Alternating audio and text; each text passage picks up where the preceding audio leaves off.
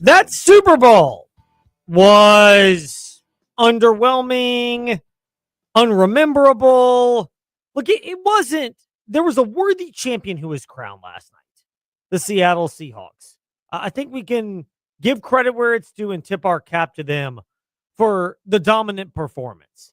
At one point, it's 19-0, but even when, I know this sounds ridiculous, but even when it got to 9-0, the way the Patriots were not moving the ball and unable to not only just protect the four-man front from Seattle, but also solve things like the inside blitz with Devon Witherspoon, the defensive back, and some of the other creative pressures from Mike McDonald, it became obvious that Seattle, I know they scored some touchdowns in late third quarter and in the fourth quarter, but it almost seemed like they would have been content just kicking field goals and just saying, "Hey, New England, we dare you to go down the field and be able to score a couple of times."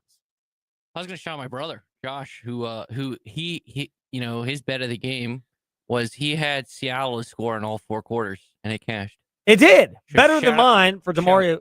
Shout out to Josh. So my Demario Douglas to score a touchdown, 7.5 to 1, obviously didn't happen. Like, I honestly didn't even think New England was going to score a touchdown. Like, it got to the point where I'm like, this bet is dead because this isn't going to happen. The matchup itself, I would just say it kind of met people's expectations. Maybe I'm off, Trey, but it never felt like there was a lot of hype going into this Super Bowl. I know the story of Sam Darnold resurrecting himself is great, but how many people have fled New York and then found a good home somewhere else and been able to succeed? Like, it seems like it's kind of the thing du jour. Go to New York, deal with the overbearing fans and media, and the "we must win now, we have no patience for anything" mindset. And then when they actually marinate and we'll go somewhere else and then have a chance to marinate, you can perform well. And ironically, because Sam Darnold didn't even do much last night. Like, he wasn't all that accurate, but it became obvious that when that was the case, just run the ball with Kenneth Walker, wear down New England, and dare them to be able to stop. So the matchup itself did not deliver in terms of an excitement level. Seattle, worthy champion. Best team over the course of the NFL season, particularly down the stretch. We can all safely mention that. But sometimes you're going to have that. And then in and of itself, a lot of the entertainment aspects around the Super Bowl, I thought left something to be desired. Like, I think there's a portion of people that might have been able to get into the Bad Bunny halftime show a little bit more if there was some kind of explainer of what exactly was going on. And I know some of it, obviously, is not family friendly in terms of the dancing and the way all that unfolded. I get that. But in terms of some of the other messages, like, I know they had the interracial marriage that took place, and apparently that was a legitimate marriage. I think that part is great. I think the Hispanic lady and the Caucasian male. Oh, you're talking about the Bad Bunny performance. Yeah, that was a legit, because they invited Bad Bunny to their wedding, and Bad Bunny was like, "I'll come. How about we just do it at the Super Bowl?" Yeah, which by the way, kudos to a celebrity for wanting to find a way to connect with super fans of his. I got some friends of mine who are big Bad Bunny fans. Shout out to Alex and in his family, friends of ours are in the fast lane and fans of ours. But I look at this and just go, for the casual person, there could have been a little bit more done to explain Bad Bunny. I know he gained popularity, but you don't really hear him on the radio, when I'm channel surfing, which, again, to get my usher on for a second in the fast lane, I kind of have to do, because you listen to pop music? I know not a ton. Okay. Because comparable stations to... But he is the most streamed listener on Spotify. Yeah, and I know and I know there's a huge international appeal and a younger appeal to the Bad Bunny mindset. Huh.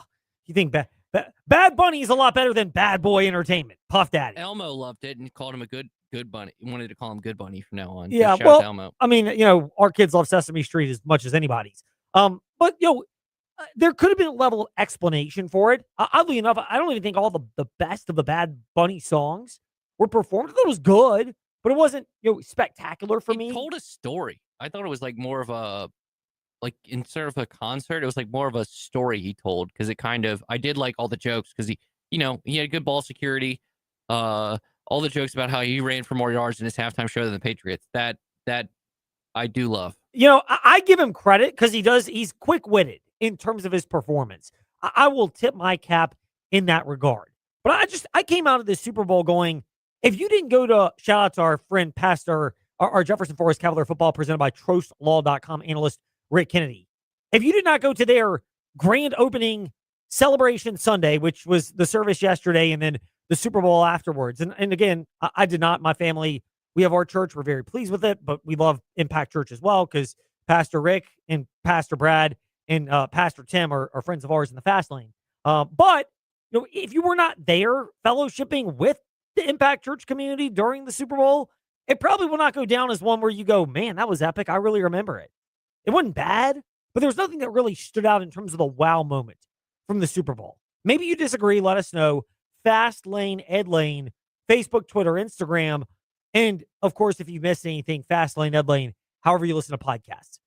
Over the weekend itself, college basketball action. We'll get to that in just a moment. But there's one way that you can remember, and there's one singing performance that you can remember for the best reason. Because at InsaneRadioDeals.com, it's time to let it go, let it go. Watch Trey, if you're watching in the VTR and Sports app, plug his ears, because he literally just did that. We are letting go of items with 32% off the list price of every item. In honor of Frozen, you probably want it to be above 32%, 32 degrees, for an eternity. And by the way, it's supposed to be in the 50s the next couple days. So praise God for that. Get some of this ice and snow and slush and nastiness melted away. I'd love to have my sidewalks back so I don't have to just run in the streets. But anyway, back to the task at hand. InsaneRadioDeals.com.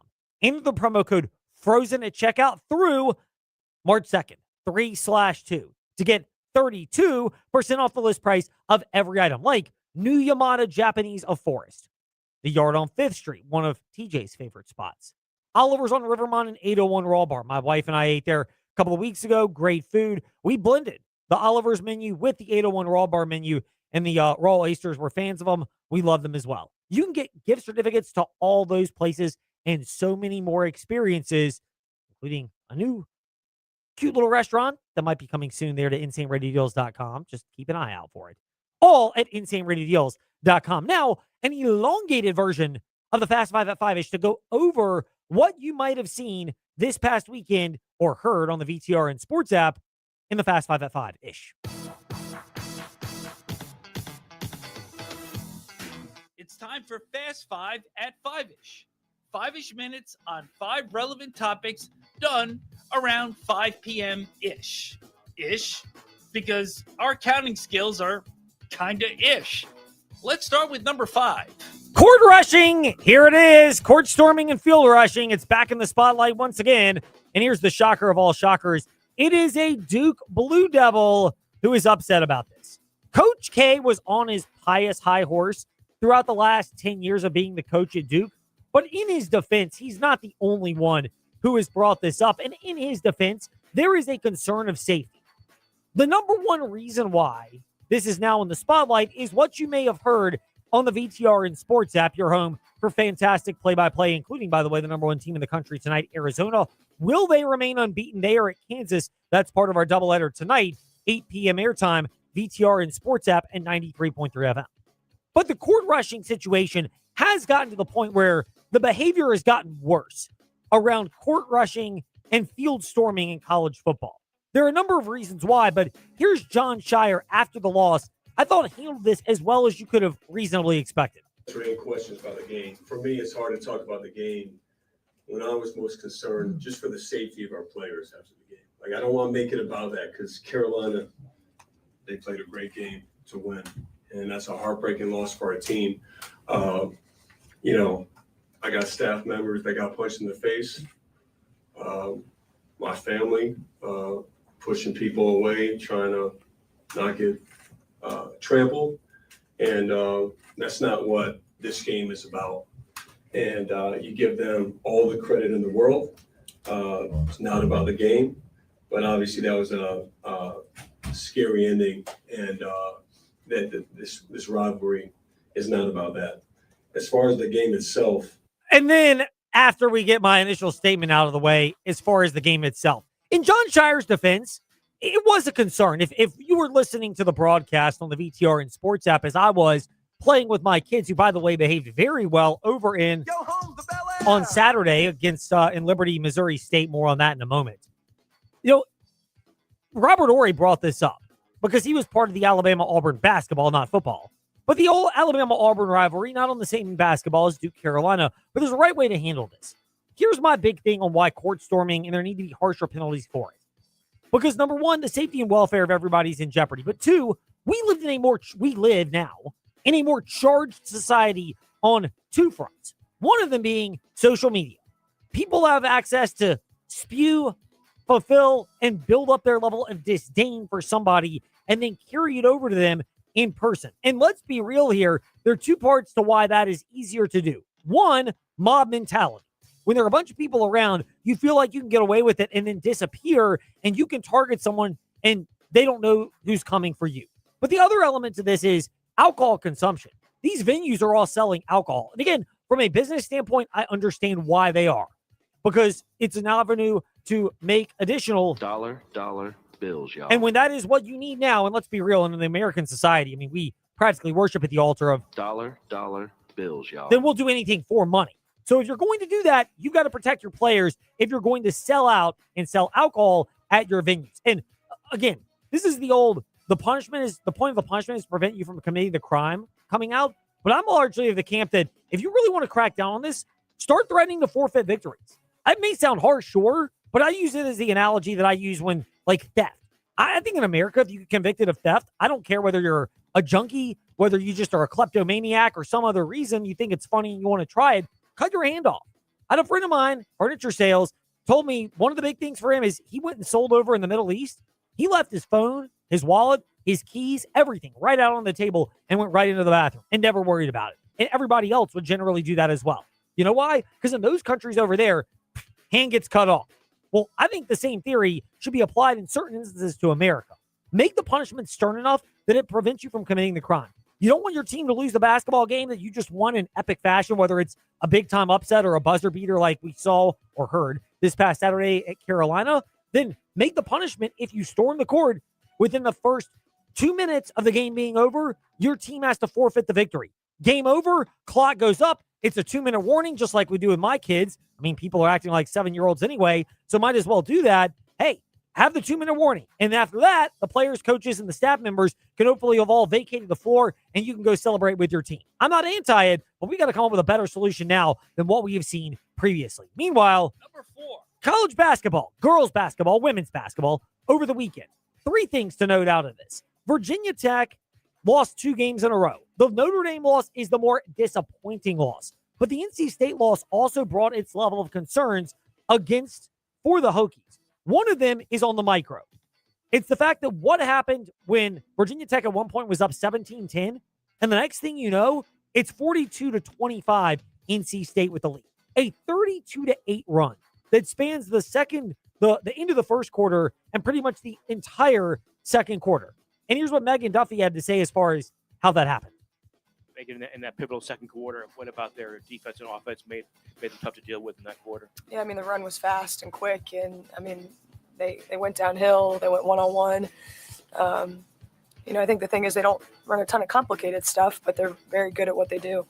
So the quick ball screens, the one-on-one attacks, that run was huge, and I thought we were back on our heels too much instead of being the aggressor in that moment and different moments throughout the game. NC State got out and ran. Virginia Tech never seemed to have an answer for it. And the Wolfpack, I mean, give Coach Miller credit, but when they turned on the spigot or turned up the intensity, Virginia Tech just never seemingly had an answer in that. You could hear the agony in the voice of the great Evan Hughes, who was a guest, by the way, on the morning warm-up late last week. And you can listen to that, the morning warm-up, wherever you listen to podcasts, because and guess what? We keep receipts. Right there, or the VTR and Sports Facebook and YouTube pages where we stream our shows too. But for Virginia Tech, when NC State kicked it up a notch, Virginia Tech just did not match with the right level of defensive intensity. Disappointed with our defense this afternoon. We knew that we probably had to have our best defensive effort of the season. NC State has 5 elite level players who can score at a pretty high clip, and I thought we were a step slow on our scout and just had too many breakdowns. I thought we had some good moments throughout the game as it went on, but overall not enough defensively to stop their really their big three. No, there really wasn't a lot from the Virginia Tech Lady Hokies in terms of the ability to get the stops necessary on the defensive end to make this game more competitive than you would have liked to be for Virginia Tech. Meanwhile, speaking of Virginia Tech and other disappointments, Number 3. Virginia Tech and NC State in basketball. Every time Virginia Tech looked like they were making a run and clawing their way back into this, the Wolfpack answered right back. And it was the ultimate confounding thing. And credit to our very own TJ Wilkerson, who was our boots on the ground, present on press row. Shout out to Candy Waller with president on the press box. But present on press row for the NC State Virginia Tech game down in Raleigh this weekend. Because every time Virginia Tech had a run, they could not sustain the defensive level of intensity that enabled them to make that run. And it went from being multiple times kind of a 3 to 4 point game back to a 10 to 11 point game. This isn't a criticism. They're going to play the way they play. All right. I say this with admiration. They play the way they're going to play. No agenda here. They will give you the opportunity to get back. All right. They'll also punch you again if you don't take advantage of those opportunities. So we were able to cut it back to 3. We did some nice things. We had a couple of second chance baskets. Shoot got one down opposite our bench, but you got to keep it going.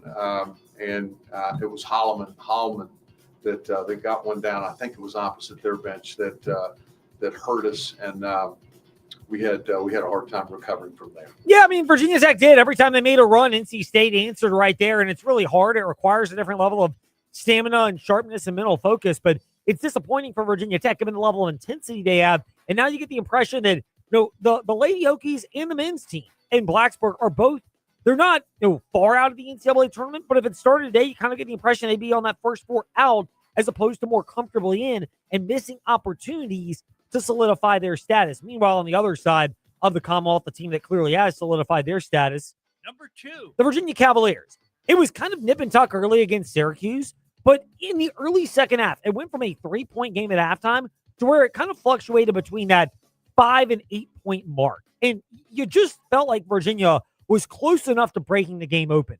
They never could quite get it to the upper teens to 20. They won by 13, by the way, if you're a betting person. It opened up as a 12-point favorite. It closed as a 13-point favorite. That's how hashtag Vegas knows, but also get the best of the number if that's your thing. It's not mine, college basketball, but these things can be pretty sharp. They often know what they're doing, which is why we encourage you, if that's your thing, you got to be very smart and responsible about it because that's an example of it. But for Virginia, the way they finished this game was so noteworthy because they got better, and that has been a common thread for the Cavaliers. These games have been tighter early, but when they've been at their best, unlike North Carolina, they generally have found a way to improve over the second half of games. We talked on it last week after the Boston College game where they were kind of sluggish in the early going in BC, but they ultimately just drove to the rack, made adjustments.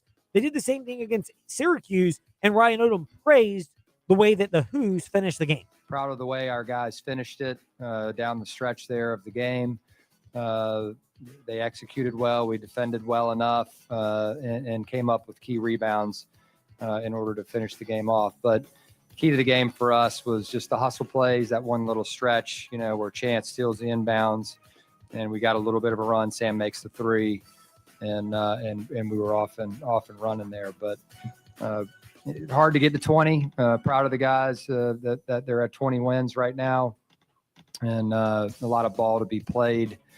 Going forward and improving that we've got to do. But they look like a team that has gotten better as the season's gone on, as you would expect. Teams are going to be different versions later, especially in this day and age where the rosters are cobbled together and, it's a year-to-year deal. But for Virginia, they have gotten better over the course of the season and especially over the course of games. And that's the thing you like if you're a Virginia Cavalier fan is the second half adjustments indicate this is a coaching staff that's willing to make tactical and schematic and player personnel adjustments relative to their personnel, and it is borne out in victories for them. Meanwhile, the other side, big leads but struggling to hold them.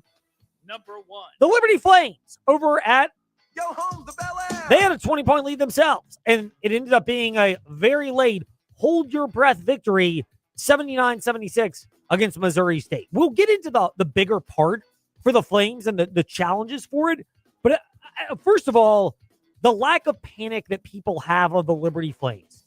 I would understand that if it's a younger team, or, and this may be the case in a lot of years, a more transfer-heavy team where you're learning the competitive character of your players. I'm not talking about character as far as good people. I'm talking competitive character of your players. But there's such a level of trust, particularly with Porter, Matheny, and Cleveland, between those three and McKay, that you get the players understand it. As Colin Porter mentioned, you're glad to have the win, but you're not the best version of yourself. I think it's just a fun atmosphere in Conference USA basketball, especially doing it at home.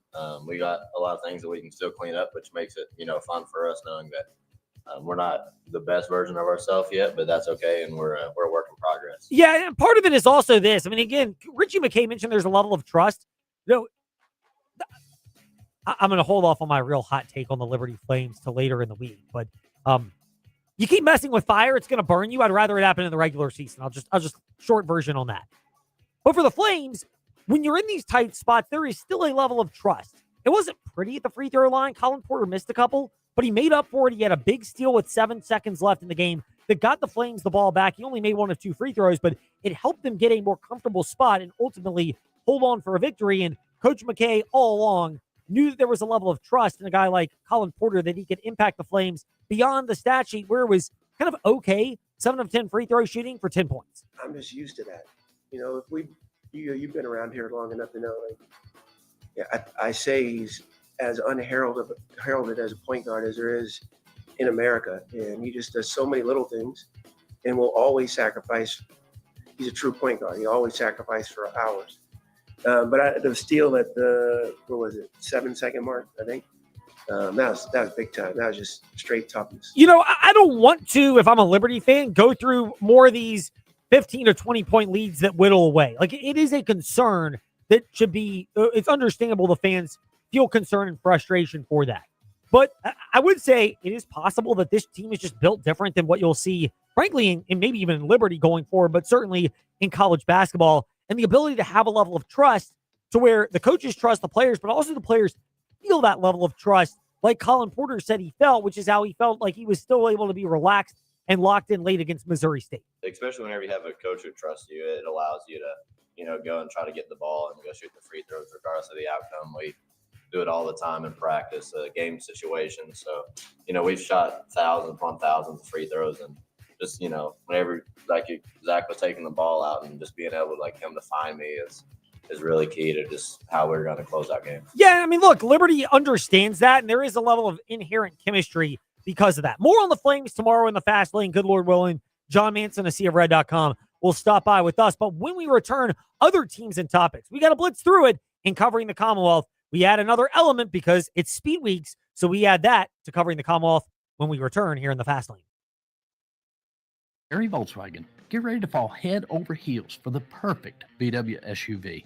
One size doesn't fit all, though, and that's why Volkswagen has an SUV for everyone. From the compact and affordable Volkswagen Taos to the tech-packed Tiguan and the spacious Volkswagen Atlas. No matter which one fits your lifestyle, you'll love the comfort, performance, and safety. Stop by Terry Volkswagen on Forest Road in Lynchburg or check us out online at terryvw.com. Terry Volkswagen. You'll love our cars. Have you been hit by the winter doldrums? Are you itching for a place with more than a couple hours of daylight? Start your journey to a warm weather escape with us. Scuba classes are forming right now at Aquatrek Adventures. We can have you ready for a warm, relaxing excursion to a sunny tropical destination, including our spring getaway to sunny Florida. Take the first step. Call Aquatrek Adventures on Mill Lane in Salem and visit our website at aquatrekadventures.com to sign up for the certification or your trip. What do high-performing athletes have in common? They don't just train their bodies, they train their minds. The best competitors have a strong mental support system that keeps them focused, confident, and at the top of their game. Want that same support in your own life? Central Virginia Counseling can help. No matter what life throws your way, our team is here for you with 2 Lynchburg locations on Wigington Road and Timberlake Road and telehealth available anywhere in Virginia. Take the first step today. Visit centralvirginiacounseling.com. Hey, Hokie fans, are you still getting your Hokie sports news from other outlets, or even worse, the newspaper? Well, you're missing out.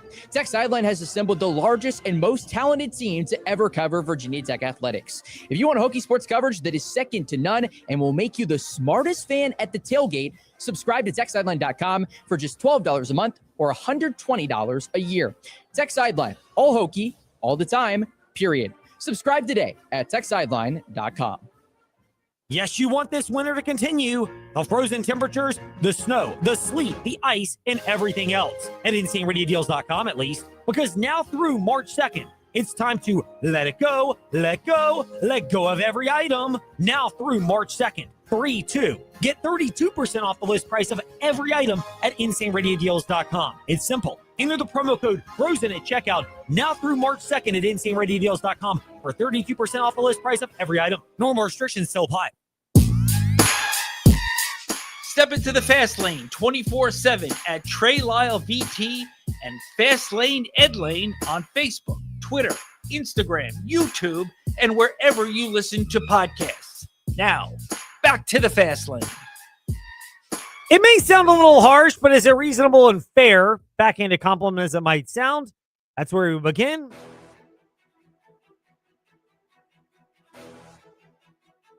It's time for your teams and topics. Covering the Commonwealth, a look at teams and topics from around the Commonwealth. Let's start with the JMU Dukes. DNRonline.com and Shane_DNR Sports for Shane Metlin, who's with us here in the Fast Lane. Shane, good to be speaking with you. We appreciate your making some time for us today. As always, here in the Fast Lane, JMU men's basketball. Is it harsh to say that two teams that were kind of mid-level, about 500, is what you expect when they met? And they delivered a good basketball game. It may not have been the prettiest, but 73-71, the Dukes over Toledo delivered on teams that seemed like they were pretty even entering, and it bore out that way over at the AUBC Center. Yeah, fairly evenly matched, although I think Toledo was probably reasonably highly ranked, higher ranked than JMU as far as, net, KenPom, things like that. So it's a fairly solid win for JMU too. I don't know if it's even more frustrating that they've shown they're able to beat some fairly good teams but haven't really ever followed those games up with any kind of winning streak.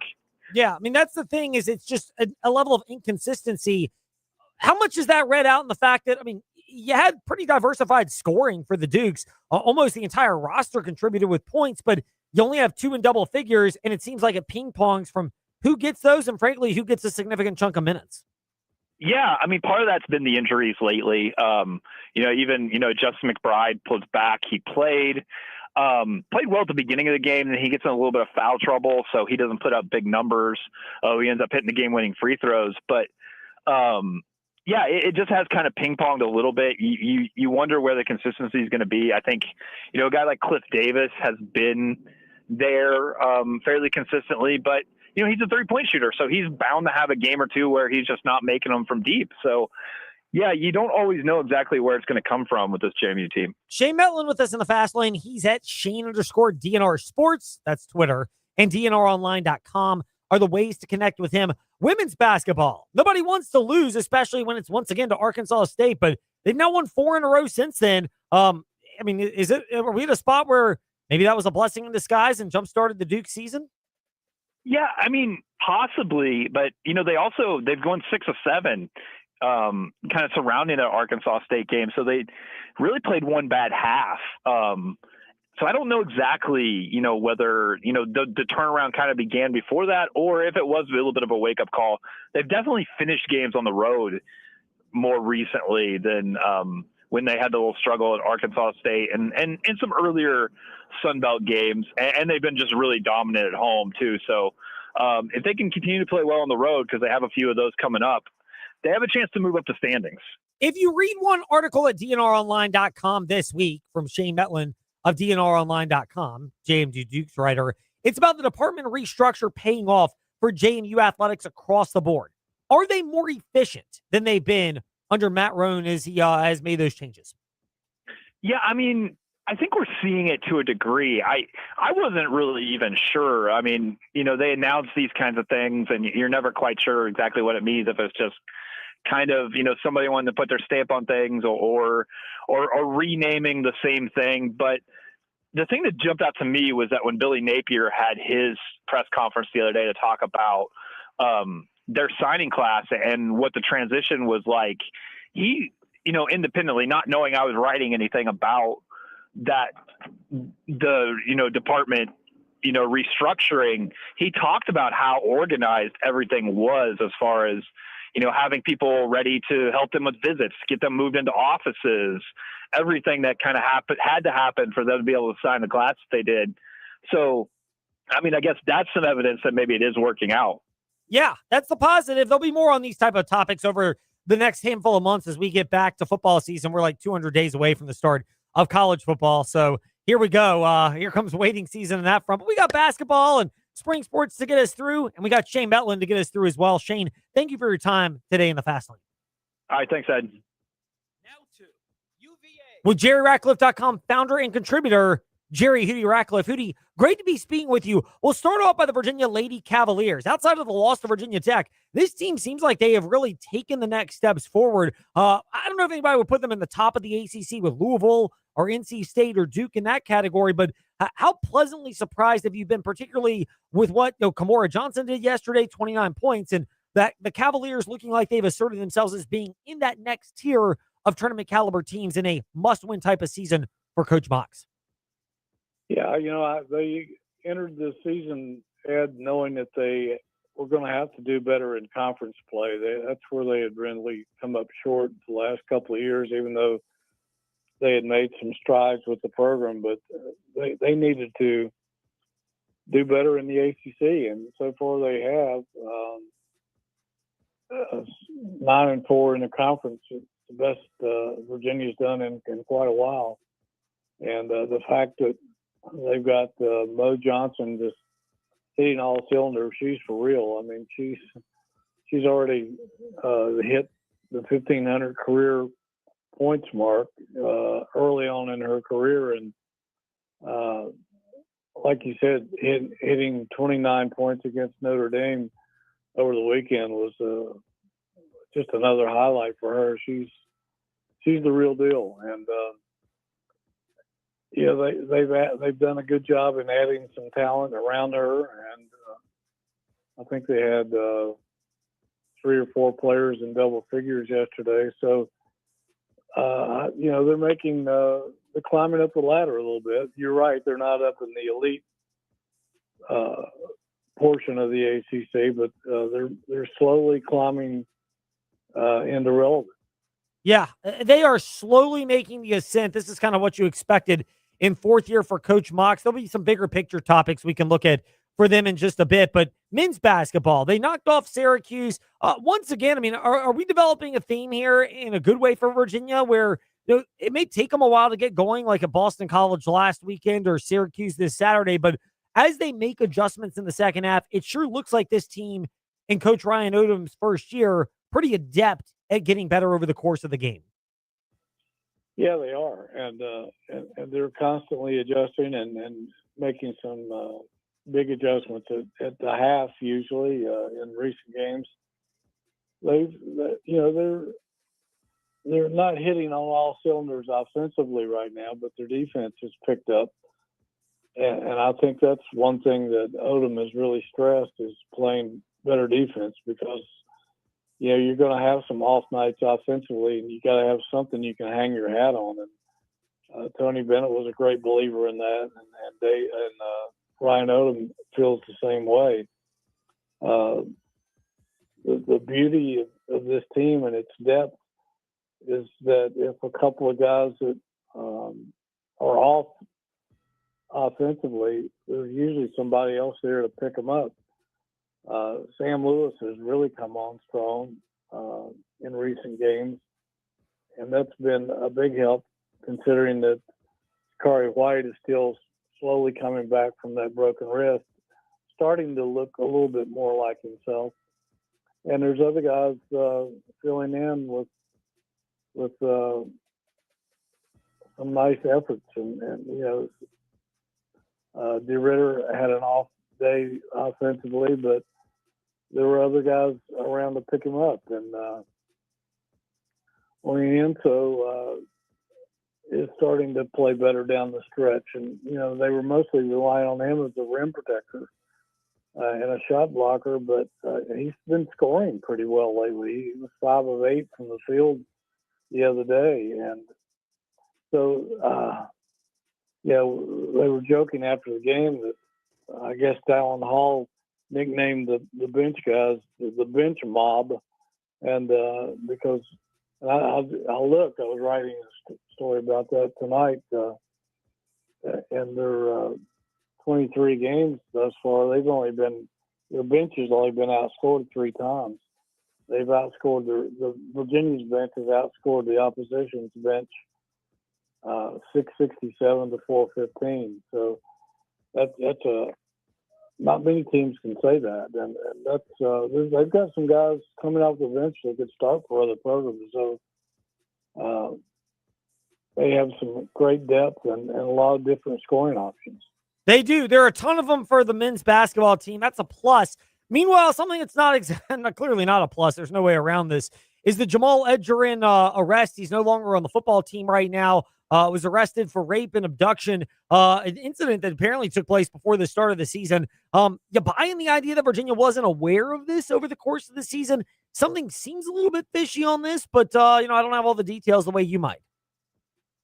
Well, it would appear that that's the case, as strange as that sounds. But, we met with Tony Elliott Wednesday morning, the day before the arrest, to talk about the recruiting class. And one of the questions he answered toward the end of his gathering was how much how great they were feeling about Edgerrin being back. And Tony was talking about how he felt like that the kid had an NFL ceiling if he can take his game up just another notch this coming season. So that I think they were really counting on him as to being one of their top guys. He was very reliable last season, made so many clutch catches.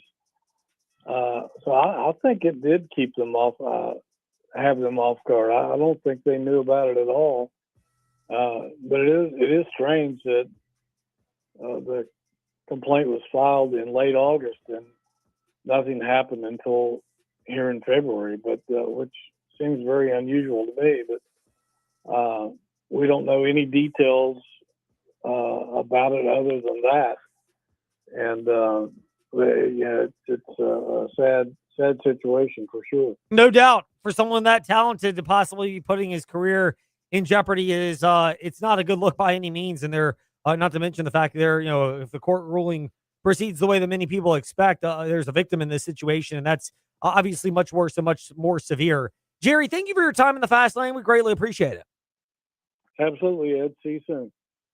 Now to just for you haters, left hand up the Commanders. Candy Waller, Madam President of Bowie TV Sports. They were boots on the ground out in California for the Super Bowl week itself. Seawall, we hope and pray you and Karita Parks and your crew have all traveled safely and back to and from that area.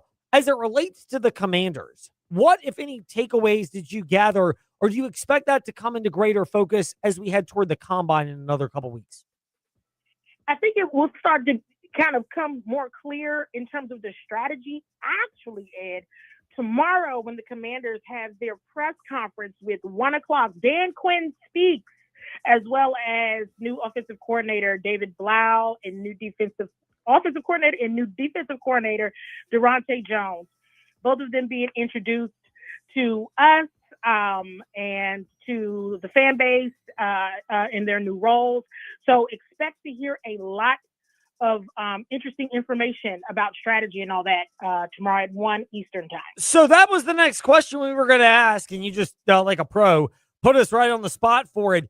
What are you anticipating, or what is going to have your attention tomorrow with those press conferences and an update on where the Commanders' coaching situation lies? I mean, I think that, so this ties back into Super Bowl week, right? Where in Jaden Daniels, his travels around Media Row was asked about, Cliff Kingsbury not coming back, his excitement for working with David Blau, and what that means for his involvement in the offense, right? In the strategy overall. I think that may be a topic. as well as kind of, the wide receiver group, maybe one, probably another one looking at tight end one. What happens now that Zach Ertz is injured? If he were to even come back, right? That injury happened in December, so he wouldn't be starting the season anyway. So there's a lot to be discussed there.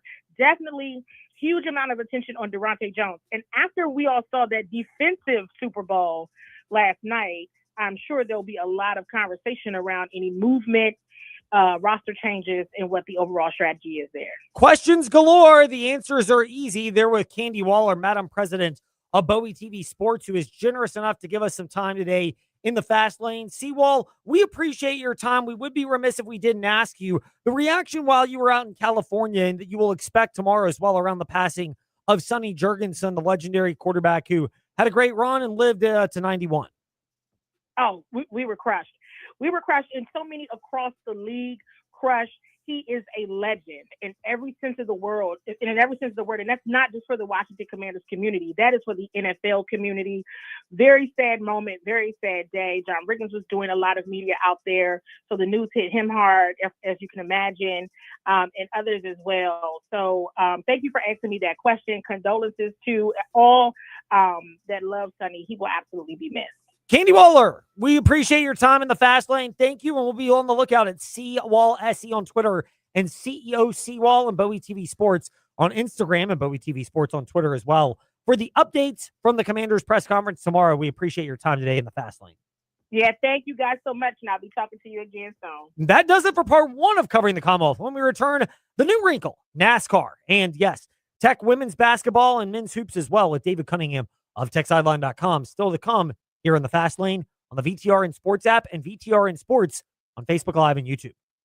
Here we grow again at the Sheeler Motor Mile. It's here, the all-new Motor Mile Chevrolet and Buick in Radford. More brands, more selection, and the same exceptional service you expect from a trusted community partner. Whether you're shopping Chevrolet or Buick, you'll find quality, value, and a team that puts you first. From rugged trucks and SUVs to stylish cars and family-friendly vehicles, the Motor Mile has something for everyone. With straightforward pricing and top dollar for your trade, there's no better place to buy. Bring us your trade, newer, older, paid off or not, and see why your car is worth more on the Motor Mile. Plus, with more inventory arriving daily, now is the time to shop the Motor Mile. Sheeler owns the finance company and makes getting approved for credit simple and easy on the Motor Mile. Flexible financing options for every budget to get you on the road fast. Experience the Motor Mile at 3 convenient locations: Christiansburg, Radford, and Pulaski. For over 50 years, we've got Southwest Virginia covered. The all-new Motor Mile Chevrolet and Buick in Radford. Certified friendly staff. No games, no gimmicks. Call 866-SHEELER1. Always open at MotorMileChevroletBuick.com.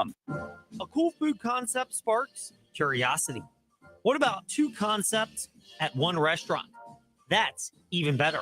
Oliver's on Rivermont is Lynchburg's first multi-concept restaurant. Pick items from the traditional Oliver's menu, the 801 Raw Bar menu, or mix and match. And you'll appreciate the consistency of Oliver's new kitchen and serving staff. 2 cool concepts in 1. Only available at Oliver's on Rivermont. True Balance is staying frozen. And now through March 2nd at InsaneRadioDeals.com, the deals are frozen. 32% off the list price of every item, where we let go of every item, like Crosswhite Athletic Club memberships, Aquatrek Adventures experiences, BNC Sports gift certificates, and Rise Up Climbing day passes or 1-month memberships. So get 32% off the list price of every item now through March 2nd at InsaneRadioDeals.com when you enter the promo code FROZEN at checkout. Normal restrictions still apply.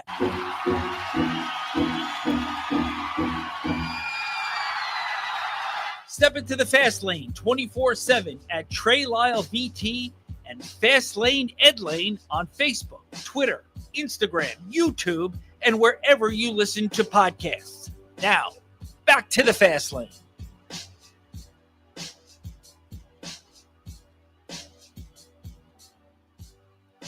Well, was he excited just because the outcome was his team winning, or was it more than that? Yes. I know the first part is true, but we will ask right now in.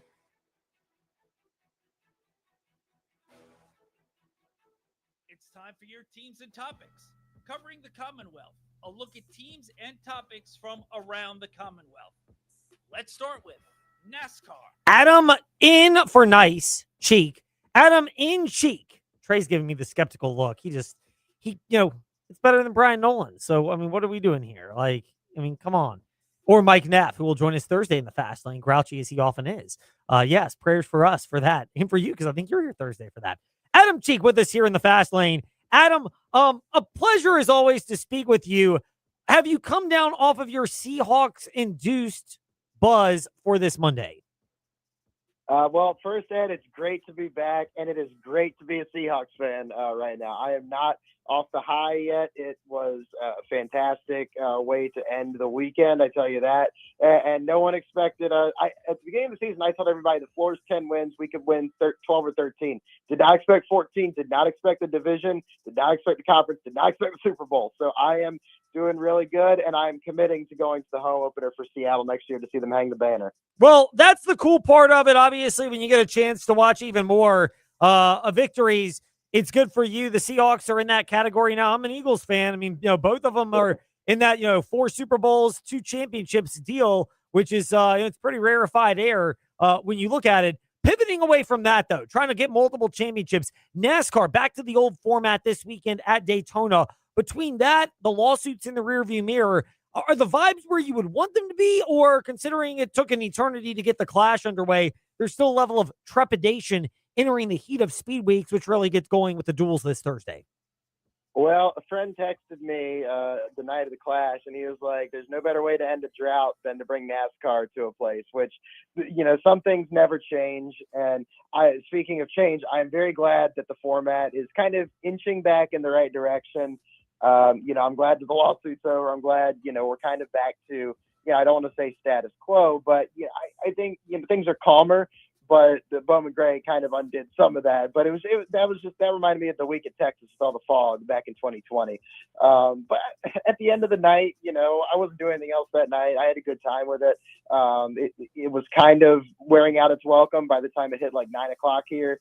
But we're back underway. I'm excited for Daytona. NASCAR just dropped that promo with Scott Eastwood and Marshawn Lynch earlier today with the Black Keys and Freebird, I think, in the background. So, and I watched that and I was like, let's do this. I'm all in again. Yeah. Well, I mean, it gets people excited. NASCAR has its chance to really have, its finger on the pulse for Daytona. And we will get to that in just a moment. This past offseason, I mean, it couldn't have gone any worse in the sense that there was a lot of negative news that unfolded. But all of that transpired. And then you make the change to the chase format and fans seem to embrace it. Do you get the impression that negativity is still hovering, or that this is a turning over a new leaf and fans can enter this year more excited that this is the NASCAR they want? Sports fans are a hard breed to please on every single facet. But I feel like there's definitely a lot of negativity coming out of the offseason. Like you said, a lot of, bad news over the course of December and January. But we're going into a new season. We're going to see Denny have another shot at the title after he really should have won one last year. We're going to see Kyle Larson try to win 2 in a row in his 3rd overall. I feel like we're going to see Tyler Reddick get back on the horse and do really well. I don't know. I feel pretty good about it. I'm all positive going into this. Anyone that knows me knows that I am regardless, but I feel pretty good. I think this is going to be another really good season. I enjoyed a lot of last year, and I think we'll see a lot of unpredictable stuff happen. Don't worry. That's why we have Mike Neff joining us on Thursday to get the grouchy, grumpy old man perspective to balance you out from frontstretch.com. Adam Cheek is with us in the Fast Lane. Adam, great to be speaking with you. We'll wrap it up on the obvious questions. The first question we can change over the course of the season. The second, it will be, in the immortal words of JoJo, too little, too late.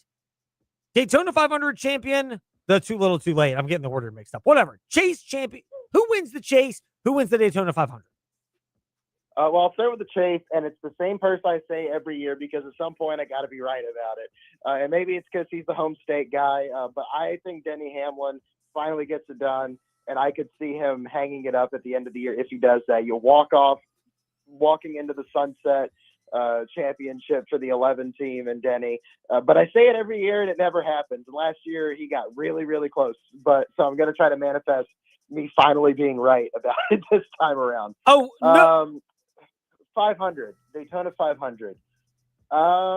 I'm gonna stay on what I was just talking about. I'm gonna say Tyler Reddick. I think the 45 team starts the season off with a bang. They come off the lawsuit, immediately win the 500, and I think that team is back this year after kind of an off season last year. They just were not consistent after a really good 24, so I think they get the job done.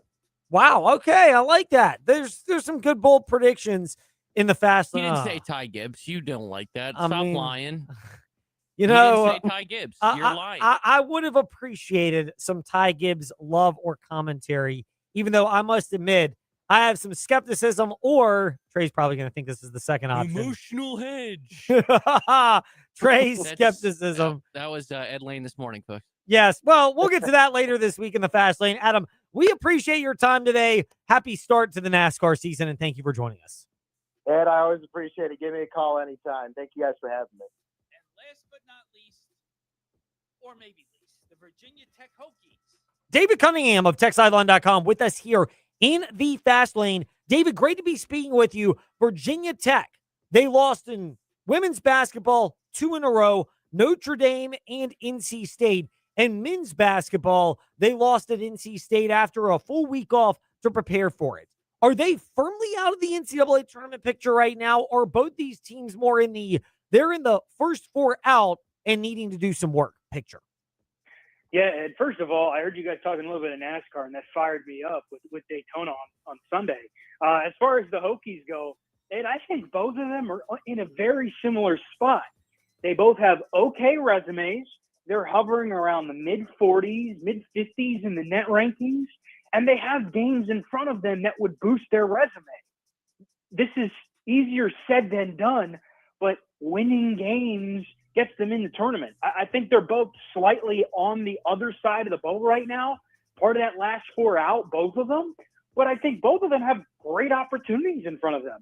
I think the women's schedule is a little bit easier than the men's, though I think the men's team is better.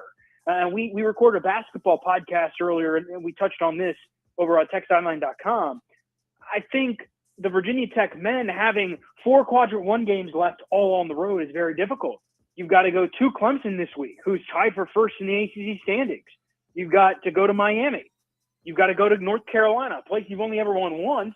And you got to go to JPJ and play UVA, a team that you've only won there twice in the last decade, right? You flip it to the women get Carolina at home.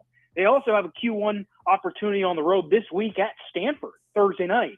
That is a Stanford team that just lost handily in Atlanta to Georgia Tech. So I think the women's schedule is a little bit easier, but it's in front of both of them, Ed. They just have to go win games. They've got to probably 1 or 2 Q1 wins for both teams kind of puts them over the hump, but you don't really want to play this game again. We saw it happen with the women last year. They were the first team out of the tournament.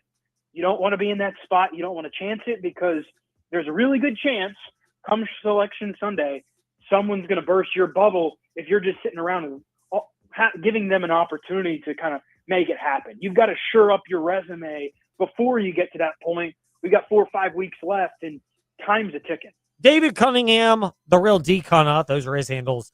Tech Sideline, the easiest way to connect with them, whether it's .com or your favorite social media platform. David, let's go specifically on men and then women. The men's basketball team, the loss to NC State. How disappointing is it that these losses often feature a lot of the little things? As Mike Young mentioned in the ACC teleconference today, you might have been the one who prompted him, so kudos to you if you were. It's a lot of the little things going wrong for a team where that should not be the case, given the amount of returning production and older players they have. Yeah, Ed, it is interesting, and he kind of shook his head and shrugged a little bit when that was asked about the surprising nature of a lot of the little things, because he mentioned it's a lot of the simple things they work on every day in practice on the defensive end. And I look at that possession the Hokies had in the second half defensively, where after Jaden Schutt knocks down back-to-back three-pointers to cut NC State's lead to 3, NC State quickly outlets it up the floor after a made bucket from the Hokies. Trey Holloman is wide open on the wing, no one around him, and drains an easy 3. This is a team that's top 10 in three-point shooting, NC State. And you left the three-point shooter wide open. Like, fundamentally, that should not happen. I'm sure that was in the scout. I know it was in the scout, right? But that's taking a possession off. And taking a possession off can be the difference in a game, especially in the ACC, especially on the road. And I think the Hokies have kind of juggled all these different lineups. There have been 4 different iterations we've really seen. Hokies without Toby Lawal initially, then without Toby Lawal and Antonio Dorn and Tyler Johnson. The lineup they played when they beat UVA. And then Toby Lawal comes back, so you're reintegrating him. And then you'll see it again when Tyler Johnson inevitably comes back, whether it's on Wednesday or Saturday, that they'll have to change things around again. And I think in that, you have a bunch of up and downs. Neoklas Avdalas struggled in January, came back, he was 5 for 6 against NC State. Who struggles? Ben Hammond, the guy who was terrific in the month of January. He does not score against the Wolfpack. And it's one of these things, Ed, where it's a lot of little things, and when you don't have all the pieces on at the same time, it hurts. And I think they've got the right game plan in certain areas, but a lot of it's just guys going and executing. And I think Mike Young has a talented team, especially when Johnson gets back. They've got 7, 8 really quality players, but they have not been on consistently all at the same time over the last couple of weeks. And that makes it really difficult when you're playing top 15, top 20, top 25, top 30 teams. And they've got another one on Wednesday. David Cunningham is at the Real D Cunna, Twitter and Instagram. We are at Tech Sideline. Well, our friends are at techsideline.com and at Tech Sideline on their platforms. We are at VTRN Sports and Fastlane Ed Lane, YouTube, Facebook, Twitter, Instagram, however you choose to consume us on W227BG Timberlake, WVGM AM Lynchburg, WMNA, Gretna, Danville, Southside, and all across the Virginia Talk Radio Network and the VTRN Sports app. Neoklas Avdalas, he looked better on Saturday against NC State, or to us, sounded better because we listen on the VTRN Sports app, your home for the best play-by-play, including all the Hokies games. For Virginia Tech, is there enough there now where you believe he's snapping out of his funk? I do. I think he is. And I think Mike Young mentioned it earlier today that he had been dealing with an ankle thing that started up back in November, I believe. And then he'd been dealing with a little bit of a back thing. And I think having a week off, letting him heal up, get completely healthy, I think he got a lot of opportunities to work on his game last week when the Hokies had an open date. And I think you saw it. He's playing more refreshed. I think that's the player who he truly is. Maybe cut down the turnovers a little bit. Mike Young would probably want him to do that. But he distributed it, I thought, pretty well. He was 5 for 6 from the floor. He saw that first one go in, and he played with confidence. Hokies need him to continue to do that, and you got to get Ben Hammond going at the same time, because Hammond was a rock star in January, had a little bit of an off game. But that's the tricky thing here, Ed. You've got to have all your best players playing well at the same time if you want to beat Clemson, if you want to beat Miami, if you want to beat North Carolina and Virginia.